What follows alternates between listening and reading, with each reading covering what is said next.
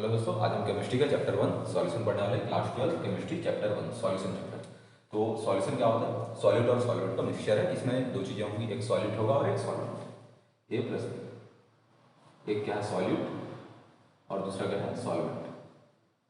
Solvent हमेशा क्या होता है? Large amount. सॉल्वेंट कैसा रहता है? Large amount. ठीक, सॉल्वेंट हमेशा लार्ज अमाउंट होता है और यही क्या करता है? सॉल्यूशन का फिजिकल स्टेट डिसाइड करता है। सॉल्यूशन कैसा होगा हमारा? सॉलिड होगा कि गैस होगा, लिक्विड। सॉल्यूशन गैस भी हो सकता है, सॉलिड भी हो सकता है, लिक्विड भी हो सकता है। डिसाइड कौन करेगा? ये सॉल्वेंट, क्योंकि सॉल्वेंट क्या होता है? हमेशा लार्ज अमाउंट का। अब सॉल्यूशन दो तरीके के होते हैं, एक होमोजेनस और हेटेरोजेनस। होमोजेनस सॉल्यूशन और heterogeneous solution. Heterogeneous homogeneous solution में क्या होगा? तो इसकी प्रॉपर्टी और कंपोजिशन क्या होंगे? यूनिफॉर्म। होमोजेनस सॉल्यूशन मतलब जो सॉल्यूट होगा बहुत अच्छे तरह से सॉल्वेंट में डिजॉल्व हो चुका है, उसकी जो प्रॉपर्टी होगी और कंपोजिशन होगा हर जगह यूनिफॉर्म होगा। हेटेरोजेनस में प्रॉपर्टी और कंपोजिशन क्या होंगे? Non uniform.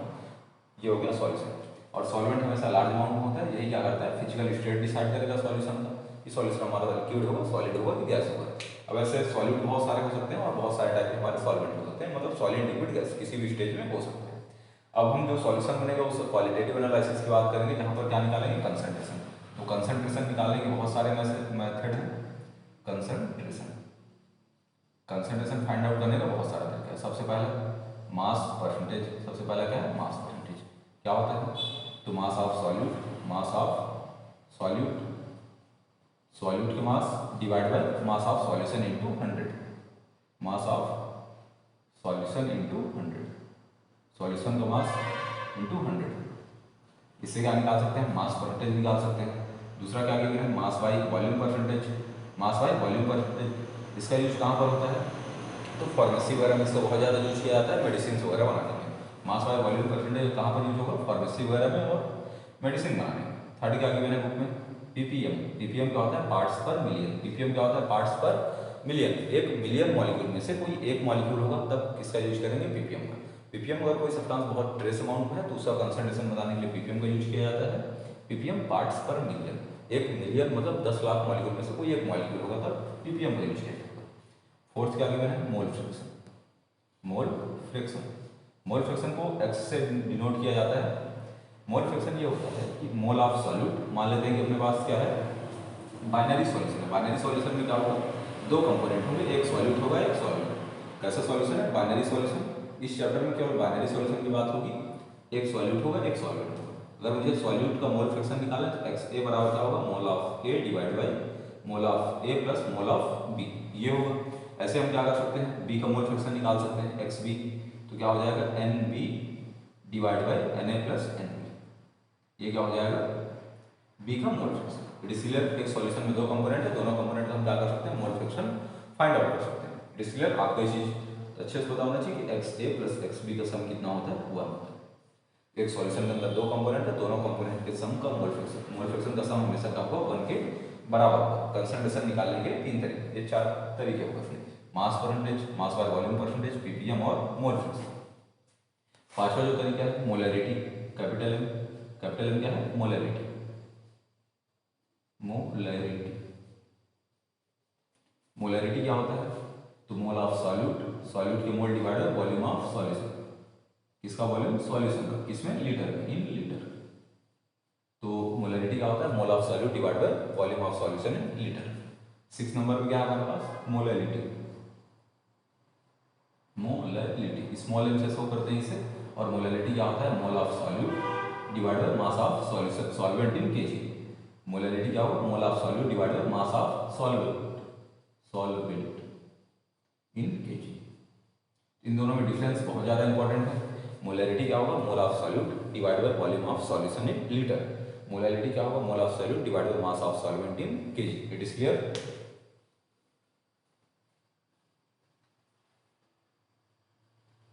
अब आगे चलते हैं अगले टॉपिक में। ये कंसंट्रेशन निकालने का तरीका था हमारा, जो होमोजेनस सॉल्यूशन है उसका कंसंट्रेशन निकालने का तरीका। 6 तरीके हमारे पास। पहला मास परसेंटेज, दूसरा मास बाय वॉल्यूम परसेंटेज, तीसरा पीपीएम, चौथा मोल फ्रैक्शन, पांचवा मोलरिटी और छठवा मोलरिटी। It is clear?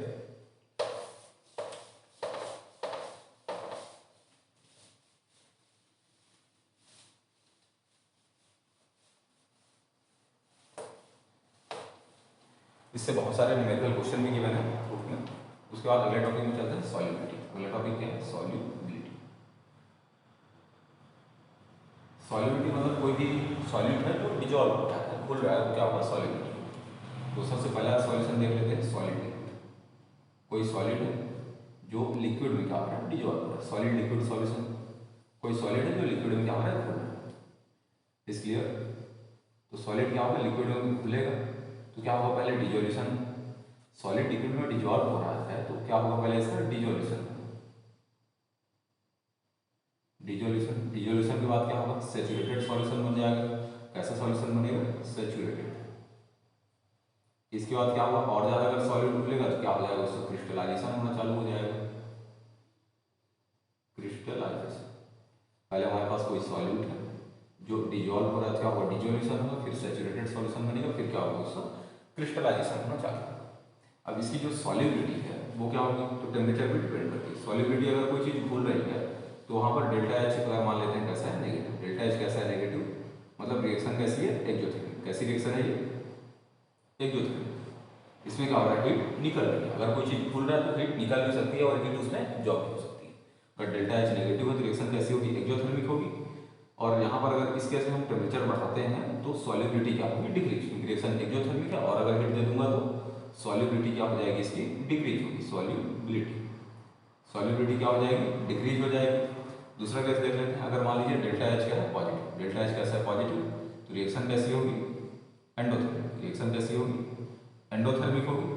और इसमें अगर टेम्परेचर बढ़ा दिए तो क्या हो जाएगा? सॉल्युबिलिटी बढ़ जाएगा। टेम्परेचर बढ़ाए तो सॉल्युबिलिटी क्या होगा? इंक्रीज होगा। सॉल्युबिलिटी क्या हो जाएगा? ये इंक्रीज। तो डेल्टा एच अगर नेगेटिव है तो रिएक्शन एक्जोथर्मिक, टेम्परेचर बढ़ाएंगे तो सॉल्युबिलिटी डिक्रीज होगी। डेल्टा एच अगर पॉजिटिव है तो रिएक्शन एंडोथर्मिक, टेम्परेचर बढ़ाएंगे तो सॉल्युबिलिटी बढ़ेगी। और प्रेशर का भी सॉलिड सॉल्यूट में कोई भी फर्क ज़्यादा नहीं पड़ता। लेकिन इसी बात सेकंड सिचुएशन मान लेते हैं कि कोई गैस क्या हो रहा है? डिजोल्व हो रहा है। गैस डिजोल्व हो रहा है किसमें? लिक्विड में।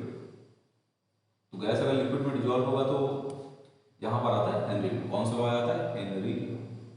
इस चीज को बहुत इंपॉर्टेंट है ये, इसके अच्छे से देखिएगा। Henry law. हेनरी लॉ किसमें आ रहा है? Gas liquid solution. कोई गैस लिक्विड में डिजोल्व होगा तो वहां पर क्या आएगा? हेनरी। हेनरी लॉ क्या बोलता है कि अगर हम गैस के ऊपर क्या लगा रहे हैं? External pressure. ठीक, गैस के ऊपर जितना एक्सटर्नल प्रेशर लगाएंगे उतनी ज्यादा क्या होगी? गैस की सॉल्युबिलिटी। उतनी ज्यादा क्या होगी? गैस की सॉल्युबिलिटी। तो P external directly proportional to solubility. Henry law क्या है? एक बार फिर सुनिए। गैस के ऊपर जितना प्रेशर लगाएंगे उतना ज्यादा क्या होगा? उसकी सॉल्युबिलिटी। तो P external directly proportional to solubility of gas. It is clear? तो पी एक्सटर्नल क्या है? गैस की सॉल्युबिलिटी के डायरेक्टली प्रोपोर्शनल। सिंबल हटेगा तो क्या आ गया? कांस्टेंट। इसको क्या होता है? KH, Henry constant. Solubility. It is clear? अब KH की वैल्यू जिसके लिए बढ़ेगी उसकी सॉल्युबिलिटी क्या होगी? डिक्रीज होगी। उसकी सॉल्युबिलिटी क्या होगी? डिक्रीज हो जाएगी। जिसके लिए KH की वैल्यू बढ़ेगी उसकी सॉल्युबिलिटी क्या होगी? कम होगी। और यहाँ पर टेम्परेचर और प्रेशर का इफेक्ट क्या होगा? तो टेम्परेचर यहाँ पर हम बढ़ाएंगे तो सॉल्युबिलिटी डिक्रीज होगी। सॉल्युबिलिटी क्या होगी? डिक्रीज। टेम्परेचर बढ़ेगा तो गैस की सॉल्युबिलिटी हमेशा डिक्रीज होगी। टेम्परेचर जैसे ही बढ़ा गैस की सॉल्युबिलिटी क्या हो जाएगी? डिक्रीज। इसलिए टेम्परेचर बढ़ेगा तो गैस की सॉल्युबिलिटी क्या होगी? डिक्रीज होगी। अब यहाँ पर देख रहे हैं कि KH की वैल्यू बढ़ रही है तो सॉल्युबिलिटी क्या हो रहा है? घट रहा है। ठीक, तो टेम्परेचर बढ़ेगा तो KH की वैल्यू क्या होगी? इंक्रीज। टेम्परेचर बढ़ेगा तो KH की वैल्यू क्या हो जाएगी? इंक्रीज। इसीलिए कहा जाता है कि कोई भी एक्वेटिक एनिमल है, एक्वेटिक एनिमल्स उनके लिए गर्म पानी में रहना काफ़ी मुश्किल होता है। क्यों? क्योंकि अगर टेम्परेचर पानी का क्या होगा? ज़्यादा हुआ तो वहाँ पर गैस जो डिजॉल्व है उनकी KH की वैल्यू क्या होगी? बढ़ गई तो उनकी सॉल्युबिलिटी क्या हो जाएगी? कम हो जाएगी। KH की वैल्यू बढ़ गई तो उनकी सॉल्युबिलिटी क्या हो जाएगी? डिक्रीज। और जैसे ही गैस की सॉल्युबिलिटी डिक्रीज हुई तो फिर उन्हें वहाँ पर ऑक्सीजन नहीं मिल पाएगा और वो अच्छे से सर्वाइव नहीं कर पाएंगे। इसलिए एक्वेटिक एनिमल ठंडे पानी में अच्छे से रह पाते हैं, गर्म पानी में नहीं रह पाते। इस क्लियर? और हेनरी लॉ का फिर दो तीन एप्लीकेशन भी है। हेनरी लॉ का प्रेशर जितना बढ़ेगा गैस की सॉल्युबिलिटी उतनी बढ़ेगी। तो फिर इसका एप्लीकेशन, एप्लीकेशन में क्या है? सबसे पहला एप्लीकेशन कि कोल्ड ड्रिंक में कौन सी गैस डालनी चाहिए? ऐसी गैस जो आसानी से क्या हो जाए? डिजॉल्व हो जाए। जिसके लिए KH की वैल्यू क्या हो? कम। तो कोल्ड ड्रिंक में हम कौन सी गैस डालते हैं? CO2 gas. CO2 gas cold drink में डालते हैं जिसकी KH की वैल्यू बहुत कम होती है, उसकी सॉल्युबिलिटी बहुत ज़्यादा होती है। अगर मान लीजिए हम नाइट्रोजन गैस डाल दें तो नाइट्रोजन गैस की भी उसकी सॉल्युबिलिटी बहुत कम होती है। अगर वो डालेंगे तो बोतल अपने प्रेशर से क्या हो जाएगा? फट जाएगा। ऑक्सीजन डालें तो ऑक्सीजन क्या होता है? रिएक्शन कर लेता है। तो अपने को ऐसी गैस डालें जो नॉन रिएक्टिव हो और आसानी से डिजॉल्व हो। कुरकुरे के पैकेट में वहाँ पर नाइट्रोजन गैस डाली जाती है, क्योंकि वहाँ हमें डिजॉल्व कराने की जरूरत नहीं है। It is clear. और उसके बाद सेकंड इसका एप्लीकेशन है कि जो स्क्यूबा ड्राइवर उनका जो ऑक्सीजन सिलेंडर होता है वहाँ पर कौन सी गैस मिलाते हैं, O2 + N2 के साथ हीलियम गैस भी मिला के डाली जाती है। क्यों? क्योंकि O2 N2 जब स्क्यूबा ड्राइवर नीचे आते हैं समुद्र के तो बहुत ज़्यादा प्रेशर लगता है, तो वो गैस डिजॉल्व हो सकती है उनके ब्लड में, और ब्लड में गैस डिजॉल्व हो गई, जैसे ही बाहर आएंगे तो प्रेशर कम होगा, तो वो गैस फिर बबल्स के फॉर्म में आ जाती है, तो एक डिजीज हो जाती है जिससे बैंड्स होते हैं, जिससे उनकी डेथ भी हो जाती है। तो इसलिए हीलियम गैस मिला के भेजा जाता है ताकि वो गैस डिजॉल्व ना हो। और थर्ड यूज क्या है कि अगर हम कहीं हिल्स वाले एरिया में गए, पहाड़ वगैरह में, तो वहाँ पर प्रेशर कम हो जाता है, तो एनॉक्सिया डिजीज हो जाती है, नाक से ब्लड वगैरह निकलना चालू हो जाता है। इसलिए तो आई होप आपको समझ आ गया दो चीज़ें, लिक्विड सॉलिड लिक्विड सॉल्यूशन और गैस लिक्विड सॉल्यूशन। उसके बाद थर्ड है लिक्विड लिक्विड सॉल्यूशन, जिसमें क्या आएगा, राउट्स। It is clear. अब इसे बताते हैं।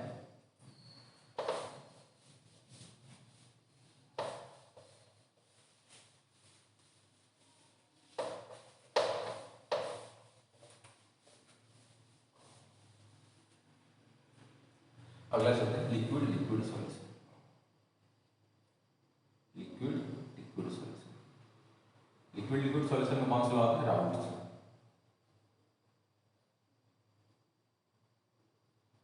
राउट्स लॉ और हेनरी लॉ में मेन डिफरेंस याद कीजिएगा। हेनरी लॉ किस लिए था, गैस लिक्विड सॉल्यूशन के लिए, वहाँ जितना प्रेशर लगा रहे हैं उतनी ज़्यादा उसकी सॉलिडिटी होगी। और राउट्स लॉ किसके हो रहा है, लिक्विड लिक्विड सॉल्यूशन के लिए। यहाँ पर क्या होगा, two volatile liquid, two volatile liquid. यहाँ पर दोनों कैसे लिक्विड है, वोलेटाइल लिक्विड, मतलब क्या होता है, वेपर में कन्वर्ट होना चाह रहे हैं, चारों तरफ क्या लगाएंगे, प्रेशर लगाएंगे। तो राउट्स लॉ ये है कि जितना ज़्यादा उनका अमाउंट होगा उतना ज़्यादा क्या लगाएंगे, प्रेशर लगाएंगे। जितना ज़्यादा उनका अमाउंट होगा उतना ज़्यादा क्या लगाएंगे, प्रेशर लगाएंगे। कुछ A+B दोनों वोलेटाइल लिक्विड है, ऐसे A और B मान लेते हैं। तो जितना उनका अमाउंट, अमाउंट मतलब जितना उनका मोल फ्रैक्शन है, उतना ही क्या होगा उनका पार्शियल प्रेशर। तो PA directly proportional to XA होगा। तो सिंबल हटेगा तो PA = क्या हो गया, PA0 × X। It is clear. जितना A का अमाउंट है उतना क्या होगा, उसका पार्शियल प्रेशर होगा। जितना A का अमाउंट है उतना ही क्या होगा, उसका पार्शियल प्रेशर, मतलब उतना ही क्या लगाएगा, वो चारों तरफ प्रेशर लगाएगा। सेम ऐसे B के लिए लिखा जा सकता है, PB directly proportional to XB, और यहाँ कांस्टेंट आ जाएगा तो PB = PB0 × XB। अगर हम यहाँ P टोटल लिखना चाहें तो क्या होगा, एक सॉल्यूशन के अंदर टोटल प्रेशर, तो PA + PB। PA की वैल्यू क्या होगी, PA0 × XA, प्लस PB की वैल्यू क्या होगी, PB0 × XB। ये वैल्यू यहाँ से भाग पुट कर देंगे तो टोटल प्रेशर क्या होगा, PA0 × XA + PB0 × XB। अब अपने को एक चीज़ और पता होनी चाहिए, एक्स बाइनरी सॉल्यूशन के अंदर XA + XB का सम क्या होगा, 1 के बराबर होगा। XA = क्या हो सकता है, 1 - XB, उसकी वैल्यू हम यहाँ आगे पुट कर देंगे। तो PA0 1 - XB plus PB0 × XB। ये अंदर मल्टीप्लाई होगा तो क्या बन जाएगा, यहाँ से PA0 1 के साथ मल्टीप्लाई हुआ तो PA0 हो गया minus PA0 × XB plus PB0 × XB। यहाँ से XB कॉमन लिया जा सकता है, P टोटल क्या बन जाएगा अपने के पास, यहाँ PA0, यहाँ से क्या कॉमन ले सकते हैं, XB कॉमन ले सकते हैं, तो PB सामने आ जाएगा, PA को पीछे कर लेते हैं, तो प्लस PB0 माइनस PA0, और क्या कॉमन आ गया, XB यहाँ से कॉमन। ऐसे टर्म्स में भी इसे लिखा जा सकता है, मतलब किसी एक का भी मोल फ्रैक्शन पता है तो हम टोटल प्रेशर वगैरह निकाल सकते हैं। क्या है ये, राउट्स लॉ। अब राउट्स लॉ के लिए अगर हम ग्राफ बनाना चाहते हैं तो यहाँ पर मान लेते हैं टोटल क्या है हमारे पास A, और यहाँ पर टोटल क्या है 100% B है। जब 100% A होगा तो यहाँ पर प्रेशर क्या होगा, PA0 होगा, मतलब A का 100% पार्शियल प्रेशर होगा, यहाँ पर B है तो PB0 होगा, B का 100% क्या रहेगा, पार्शियल प्रेशर। और इस लाइन में B0 है, इस लाइन में A0, तो ग्राफ कैसा बनेगा, ऐसे बन जाएगा, ग्राफ ऐसे बनेगा। यहाँ पर जो प्रेशर है किसका है, PA0, यहाँ पर प्रेशर किसका है, PB0 का। यहाँ पर इस एक्सिस में A0 है तो यहाँ पर B0 है, तो यहाँ पर B का पार्शियल प्रेशर भी 0 है, यहाँ पर 100% B है तो B का पार्शियल प्रेशर भी मैक्सिमम।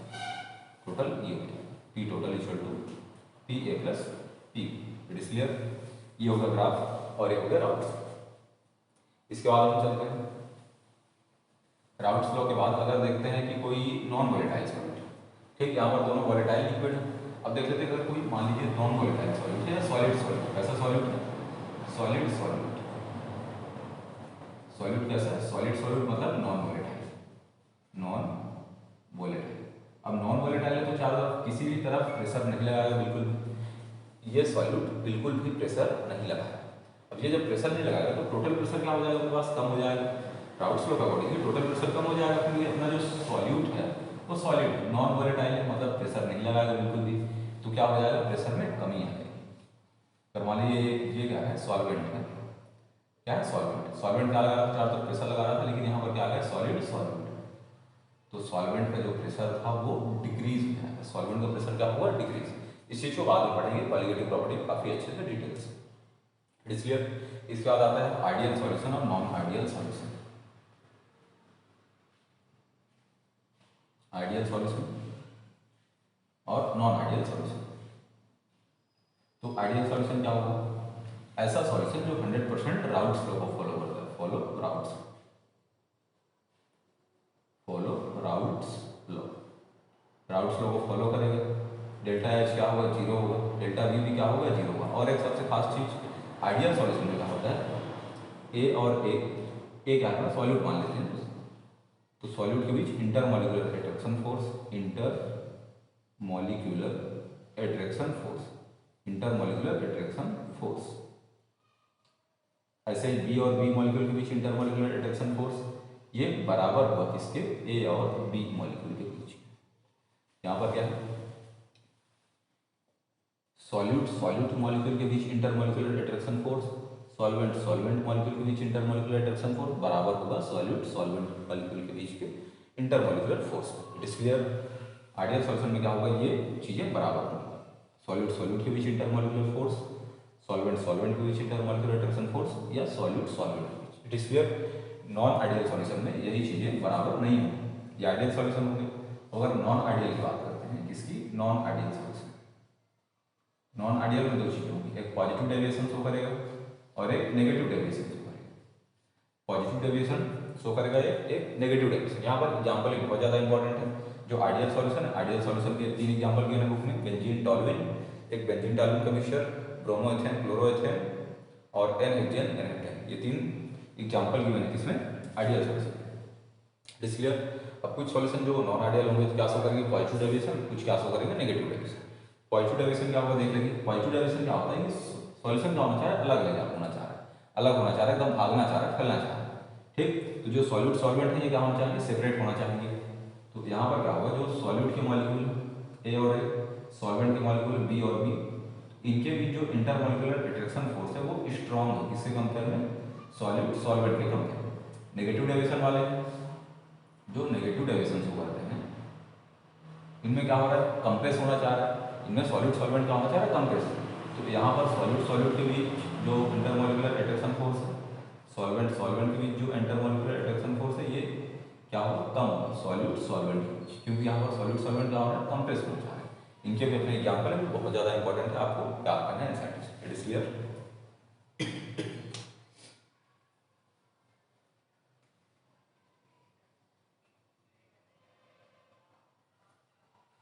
ओके फ्रेंड्स, अब आगे चलते हैं। अगला टॉपिक है अपना क्वालिटेटिव प्रॉपर्टी।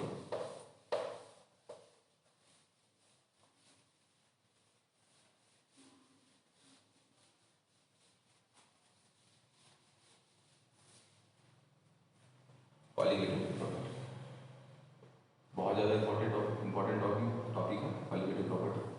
क्वालिटेटिव प्रॉपर्टी क्या होता है, ऐसी प्रॉपर्टी जो नंबर ऑफ मॉलिक्यूल पे डिपेंड करती है, नेचर ऑफ मॉलिक्यूल पे डिपेंड नहीं करती, नंबर ऑफ मॉलिक्यूल पे डिपेंड करती है। तो क्वालिटेटिव प्रॉपर्टी क्या होगा, ऐसी प्रॉपर्टी जो नंबर ऑफ मॉलिक्यूल पे, ऐसी 4 प्रॉपर्टी है। कौन कौन सी, पहला relative logarithm of vapour pressure, पहली प्रॉपर्टी क्या है, relative logarithm of vapour pressure, delta P1 divide by P1 not equal to x। दोस्तों हम इस चैप्टर में केवल रिवीजन कर रहे हैं, काफी तेजी से पढ़ना है। पहला चैप्टर क्या होगा, relative logarithm of vapour pressure, delta P1 divide by P1 not equal to x। Second क्या होगा, elevation of boiling point, second कौन सा है, एलिवेशन ऑफ बॉइलिंग पॉइंट। क्या होगा मैं समझाऊंगा इसे, delta TB equal to KB into m, क्या है मोलैलिटी। ऐसे ही थर्ड क्या है, तो delta TF equal to KF into m।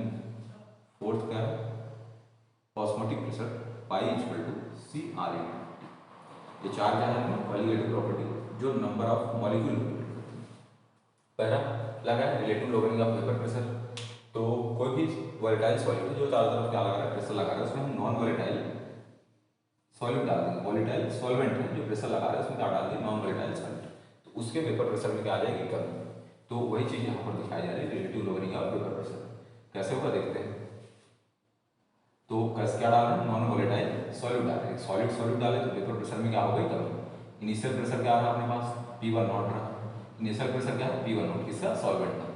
P1 का मान लिया सॉल्वेंट का इनिशियल पार्शियल प्रेशर जो P1 नॉट है 100% जब सॉल्वेंट है, और जब हम बाद में उसमें कुछ सॉल्यूट मिला दिए तो क्या हो जाएगा, P1 बराबर क्या हो जाएगा, P1 नॉट इंटू x1 हो जाएगा। क्या हो जाएगा, P1 नॉट इंटू x1। अब प्रेशर में कमी कितनी हुई, तो P1 नॉट माइनस P1 कर देंगे, इससे क्या निकलेगा, डेल्टा P निकल जाएगा। क्या निकलेगा, डेल्टा P1 निकलेगा। It is clear. तो P1 नॉट माइनस P1 क्या होगा, तो P1 नॉट इंटू x1 होगा। यहाँ से हम क्या ले सकते हैं, P1 नॉट को कॉमन ले सकते हैं, क्या बचेगा, 1 माइनस x1 बचेगा। और अपने को ये चीज़ पता है कि x1 प्लस x2 बराबर क्या होता है, 1। तो x2 इक्वल टू क्या हो जाएगा यहाँ से, 1 minus x1, 1 minus x1। It is clear. अब क्या कर सकते हैं, x2 की जगह क्या पुट कर सकते हैं, 1 माइनस x1 की जगह क्या पुट कर दूंगा, x2 पुट कर दूंगा। तो डेल्टा P1 इक्वल टू क्या हो गया, P1 नॉट इंटू x2। इसको नीचे लेके आ जाएंगे तो delta P1 divide by P1 not equal to x2। ये है relative lowering of vapour pressure. Solvent का relative lowering of vapour pressure solute के मोल फ्रिक्शन के क्या है, बराबर। Relative lowering of vapour pressure ये किसके बराबर है, मोल फ्रिक्शन ऑफ सॉल्यूट। क्या ये, मोल फ्रिक्शन ऑफ सॉल्यूट। तो सॉल्यूट का जितना मोल फ्रिक्शन, जितना मोल बढ़ेगा उतना ज़्यादा क्या होगा, relative lowering of vapour pressure. Vapour pressure में उतनी ज़्यादा क्या आएगी, कमी आएगी। It is clear. तो आई होप कि आपको समझ आ गया होगा अच्छे से। ऐसे ही क्या है, डेल्टा टी। डेल्टा टी भी क्या हो रहा है, एलिवेशन ऑफ बॉइलिंग पॉइंट। इसको क्या बोलते हैं, elevation of boiling point. Boiling point क्या हो जाता है, इंक्रीज। अगर हम मान लीजिए मैं कोई सॉल्वेंट है उसमें थोड़ा सा कोई सॉल्यूट मिला दिया तो उसका बॉइलिंग पॉइंट क्या हो जाएगा, बढ़ जाएगा। पहले 100 डिग्री में हो रहा था बॉइल, बाद में 101 हो गया, 102 डिग्री सेंटीग्रेड हो गया। बॉइलिंग पॉइंट क्या होगी, इंक्रीज। इंक्रीज हो रही तो इसे क्या बोलेंगे, T final minus T initial equal to क्या है, केवी। केवी क्या होता है, बिलोस्कोपिक कांस्टेंट है या मोलर एलिवेशन कांस्टेंट होती है। It is clear. Into M. M क्या है, मोलैलिटी। क्या है, मोलैलिटी। मोलैलिटी क्या होता है, तो mole divide mass of solvent in KG. Mole divide mass of solvent in KG. Delta T V equal to KV into M. M क्या है, mole of solute. Mole of solute divide mass of solvent in KG. N2 divide by W1। W1 क्या है, mass of solvent in KG. W1 क्या है, mass of solvent in KG. किसमें लेना है इसे, केजी में लेना है। इसको और भी अच्छे तरीके से लिखा जा सकता है, delta T V equal to K V into N2 को क्या लिख सकते हैं हम, W2 divide by M2। W2 divide by M2 into W1। तो यहाँ से मोलर मास निकालने का भी बहुत सारा क्वेश्चन आता है। M2 फाइंड आउट करने के लिए बहुत सारे क्वेश्चन आते हैं, इसलिए सेम चीज़ यहाँ पर भी हो सकती है। ये क्या है, depression of freezing point. Freezing point क्या हो जाता है, कम होता है। जैसे मैं कोई सॉल्यूट मिला दिया तो सॉल्वेंट में क्या हो जाएगा, फ्रीजिंग पॉइंट कम हो जाएगा। पहले मान लीजिए 0 डिग्री सेंटीग्रेड में क्या हो रहा है, कोई चीज़ फ्रीज हो रही है, फिर वो -1 में हो जाएगी या -2 डिग्री सेंटीग्रेड। फ्रीजिंग पॉइंट क्या होगा, डिक्रीज होगा। इसलिए सेम चीज़ इसके लिए भी वैलिड। ये भी क्या है, मोलैलिटी। और उसके बाद क्या आता है, ऑस्मोटिक प्रेशर। ऑस्मोटिक प्रेशर क्या होता है, सी बराबर पाई बराबर सी इंटू आर इंटू टी। तो ऑस्मोटिक प्रेशर होता क्या है, इसकी डेफिनेशन जान लीजिए पहले। ऑस्मोटिक प्रेशर ये होता है कि मान लीजिए दो सॉल्यूशन है एसपीएम, सेमी परमेबल मेम्ब्रेन के थ्रू सेपरेटेड है। एक सॉल्यूशन जिसमें 100% क्या वाटर, और एक सॉल्यूशन जिसमें कुछ सॉल्यूट भी होगा। इसमें कुछ सॉल्यूट लगा हुआ है तो यहाँ पर पार्शियल प्रेशर किससे ज़्यादा हुआ, वाटर का ज़्यादा हुआ, तो वाटर यहाँ से यहाँ की तरफ मूव करें। तो वाटर जो सॉल्वेंट के मॉलिक्यूल है वो मूव करते हैं कहाँ से कहाँ, अब low concentration to high concentration of solution. Water के मॉलिक्यूल कहाँ से कहाँ मूव करेंगे, low concentration to high concentration of solution. Is clear. तो जैसे ये वाटर के मॉलिक्यूल मूव करेंगे तो उसको रोकने के लिए क्या लगाया जाएगा, इस तरफ प्रेशर लगाया जाएगा। वही प्रेशर क्या होगा, osmotic pressure. It is clear. अब देखते हैं प्रेशर क्या होगा। आइडियल गैस इक्वेशन पता है, P equal to N R into T. मैं वॉल्यूम को नीचे डिवाइड मारूंगा तो पी को यहाँ पाई से लिखा जाता है, प्रेशर को पाई से। पाई इक्वल टू क्या हो जाएगा, N divide by T R into T. N divide by T क्या हो गया, ये कंसंट्रेशन बन गया। तो pi equal to C R into T. It is clear. Pi equal to C R into T. I hope आपको समझ आया होगा अच्छे से।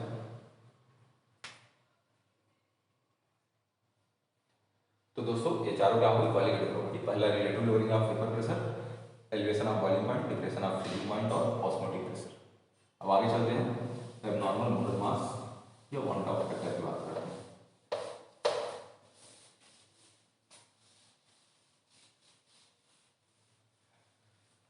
क्वालिटेटिव प्रॉपर्टी हो गया दोस्तों, जो नंबर ऑफ मॉलिक्यूल डिपेंड कर रहा है। तो आपके दिमाग में एक चीज आना चाहिए कि अगर मान लीजिए KCl है, इसको मैं सॉल्यूशन के अंदर डाल दिया तो ये ब्रेक होगा किसमें, K+ में ब्रेक होगा और Cl- में ब्रेक होगा। तो यहाँ पर नंबर ऑफ मॉलिक्यूल क्या होगा, नंबर ऑफ पार्टिकल क्या होगा, इंक्रीज होगा। नंबर ऑफ पार्टिकल क्या होगा, इंक्रीज हुआ। अगर कोई चीज डिसोसिएट होगी तो नंबर ऑफ पार्टिकल क्या होगा, इंक्रीज हो रहे हैं। तो क्वालिटेटिव प्रॉपर्टी अफेक्ट होनी चाहिए बिल्कुल, क्योंकि यहाँ पर कितना है, एक मॉलिक्यूल है लेकिन ब्रेक होकर दो मॉलिक्यूल बना लिया। क्वालिटेटिव प्रॉपर्टी क्या होगी, चेंज होगी, बिल्कुल चेंज होगी। यहाँ पर अगर कोई चीज एसोसिएट हो रहा है वहां भी क्वालिटेटिव प्रॉपर्टी क्या होगी, चेंज होगी। इसी चीज को क्या बोला जाता है, वांट ऑफ फैक्टर आई। इसी चीज को क्या बोलते हैं, वांट ऑफ फैक्टर आई बोलते हैं। ठीक, ये क्या होगा, number of particle after association या dissociation divide by number of particle before association या डिसोसिएशन। आई क्या है, आई वांट ऑफ फैक्टर है जो number of particle after association या dissociation divide by number of particle before association या dissociation होता है। तो यहाँ पर क्या होगा, KCl एक स्ट्रॉन्ग है, क्या होगा, तुरंत दोनों ब्रेक हो गया। एक से क्या बना, दो पार्टिकल बना, 2 डिवाइड बाई 1। इसके लिए आई की वैल्यू क्या होगी, 2 होगी। डिस्क्लियर। तो यहाँ पर आप देख सकते हैं जैसे कि आई क्या हुआ, number of molecule after association या dissociation divide by number of molecule before association या डिसोसिएशन। तो ब्रेक हो रहे एक मॉलिक्यूल से दो मॉलिक्यूल हुआ, तो ब्रेक होने के बाद जो क्वालिटेटिव प्रॉपर्टी होगी उसको क्या बोलते हैं, एबनॉर्मल क्वालिटेटिव प्रॉपर्टी। उसके पहले जो थी उसे क्या बोलेंगे, normal qualitative property. It is clear. तो वांट ऑफ फैक्टर का एक और फार्मूला बना, abnormal qualitative property divide by normal qualitative property. अब जो एबनॉर्मल क्वालिटेटिव प्रॉपर्टी है उसे क्या बोला जाता है, ऑब्जर्व। क्या बोलते हैं उसे, ऑब्जर्व क्वालिटेटिव प्रॉपर्टी। क्योंकि वो एबनॉर्मल है उसे हम क्या कर सकते हैं, केवल ऑब्जर्व कर सकते हैं, देख सकते हैं कि कितना नॉर्मल हो कितना एबनॉर्मल हो, क्योंकि अपने पता नहीं है कौन चीज कितनी डिसोसिएट हुई है, कितने अमाउंट में डिसोसिएट हुई, इसके बारे में जानकारी नहीं होती। तो क्या होगा, ऑब्जर्व क्वालिटेटिव प्रॉपर्टी। और जो नॉर्मल रहेगी वो, जो नॉर्मल क्वालिटेटिव प्रॉपर्टी है वो कैलकुलेटेड होती है। अब कैलकुलेटेड कैसे, तो अपने को जो सॉल्यूट डाल रहे हैं उसका इनिशियल क्या पता है, मोलर मास वगैरह पता है, उसको अगर हम वैल्यू पुट करके एलिवेशन ऑफ बॉइलिंग पॉइंट या डिप्रेशन ऑफ फ्रीजिंग पॉइंट कोई भी क्वालिटेटिव प्रॉपर्टी निकालते हैं क्या निकलेगी, नॉर्मल निकलेगी। तो कैलकुलेटेड क्वालिटेटिव प्रॉपर्टी होती है। It's clear. आई का एक और फॉर्मूला बनता है। अब कोई ऊपर क्या लिखे, क्वालिटेटिव प्रॉपर्टी, ऊपर कौन सी लिखे, एबनॉर्मल क्वालिटेटिव प्रॉपर्टी लिखे। कोई भी क्वालिटेटिव प्रॉपर्टी होती है उसमें मोलर मास कहाँ आता है, नीचे तरफ आता है। जैसे कि मोलैलिटी देख लेते हैं, एलिवेशन ऑफ ये एलिवेशन ऑफ बॉइलिंग पॉइंट में Kb इंटू एन, एन क्या है, मोलैलिटी। तो मोल ऑफ सॉल्यूट, मोल क्या होता है, मास डिवाइड बाय मोलर मास। तो यहाँ पर भी क्या हो रहा है, मोलर मास तो नीचे ही आ रहा है, मोलर मास नीचे आ रहा है। It is clear. तो जो एबनॉर्मल क्वालिटेटिव प्रॉपर्टी उसका मोलर मास नीचे आ गया, नीचे वाले का जो होगा ऊपर चला जाएगा। तो normal molar mass divide by abnormal molar mass. I के और फार्मूला बनेगा, normal molar mass divide by abnormal molar mass. तीन फार्मूले हो गए, number of particle after association या dissociation divide by number of particle before association या dissociation. दूसरा observe qualitative property divide by calculated qualitative property. तीसरा क्या होगा, तो normal molar mass divide by abnormal molar mass. It is clear. ये तीन क्या होंगे, इसके फार्मूले होंगे। अब अगर मान लीजिए कोई स्ट्रॉन्ग है तो आई निकालना तो बहुत ईजी है, कोई चीज 2 पार्ट से ब्रेक हो रहा है, 3 पार्ट से ब्रेक हो रहा है, 4 पार्ट से ब्रेक हो रहा है। लेकिन अगर मान लीजिए कोई वीक एसिड है, वीक बेस है, कुछ भी है, तो वो कैसे ब्रेक होगा उसके लिए हम कैसे निकालेंगे। ये तो स्ट्रॉन्ग का केस हो गया, काफ़ी ईजी है। लेकिन अगर वीक है जैसे CH3COOH, ये किसको कैसे सॉल्व करेंगे, ये ब्रेक होगा किसमें, CH3COO -+ H+ में ब्रेक होगा। पूरी तरह से नहीं होगा, कुछ ब्रेक होगा। इनिशियल कंसंट्रेशन C मान लेते हैं, T बराबर 0 पे, ये क्या रहेंगे, 0 0 रहेंगे। कुछ टी टाइम बाद ये यहाँ से मान लीजिए एक्स मॉलिक्यूल कम हो रहा है, स्टाइकोमेट्रिक कोएफिशिएंट यहाँ भी 1 है, यहाँ भी 1 है, यहाँ भी 1 है। तो यहाँ से एक्स कम हुआ तो ये भी कितना बनेगा, एक्स बनेगा, ये भी कितना बनेगा, एक्स बनेगा। अब यहाँ से एक चीज देखने वाली बात है कि अल्फा क्या होता है, डिग्री ऑफ डिसोसिएशन। अल्फा क्या है, degree of dissociation, degree of dissociation. तो अल्फा होता है X upon dissociated particle divide by initial particle या dissociated concentration divide by initial concentration. Alpha क्या होता है, एक्स अपॉन सी। तो यहाँ से अगर मुझे एक्स निकालना है तो एक्स क्या हो जाएगा, अल्फा इंटू सी होगा। यहाँ पर वैल्यू पुट कर सकते हैं, सी माइनस सी अल्फा। यहाँ क्या बनेगा, एक्स बराबर क्या है, सी अल्फा। यहाँ भी क्या बनेगा, सी अल्फा। अब मुझे क्या करना है, आई अगर लिखना है, आई वांट ऑफ फैक्टर है, तो डिसोसिएशन के बाद टोटल सॉल्यूशन के अंदर कितने मॉलिक्यूल बचेंगे, सबको ऐड कर देंगे। टोटल ये सारे के सारे में, क्योंकि कुछ रिएक्टेंट होगा और कुछ क्या होगा, प्रोडक्ट होगा, तो सबको ऐड करेंगे। C minus C alpha plus C alpha plus C alpha, ये कटा यहाँ से, तो C प्लस क्या बचा, सी अल्फा बचा, C plus C alpha. I की वैल्यू क्या हो गई, C plus C alpha divide by initial क्या था, C था, यहाँ से C कॉमन ले लिए तो अंदर क्या बचा 1 plus alpha divide by C से C कट गया, आई की वैल्यू क्या हो गई 1 प्लस अल्फा। इस तरीके से भी आई निकाला जा सकता है। आई क्या हो गया 1 प्लस अल्फा हो गया। अब यहाँ से आई के जो और भी फॉर्मूले बन रहे थे क्वांटा फैक्टर के, उसको इससे इक्वेट कर देंगे तो क्या निकल जाएगा, अल्फा। अल्फा क्या है, degree of dissociation. Degree of dissociation निकालने के बाद क्या कर सकते हैं, तो प्रोडक्ट के कंसंट्रेशन निकाल सकते हैं। प्रोडक्ट के कंसंट्रेशन निकल जाएंगे तो यहाँ से के भी निकाल लिया जा सकता है। के क्या होता है, डिसोसिएशन कांस्टेंट। क्या है ये, डिसोसिएशन कांस्टेंट, डिसोसिएशन कांस्टेंट। के क्या होता है, डिसोसिएशन कांस्टेंट। अल्फा क्या होता है, डिग्री ऑफ डिसोसिएशन होता है। इट्स क्लियर, चैप्टर कंप्लीट हो चुका है।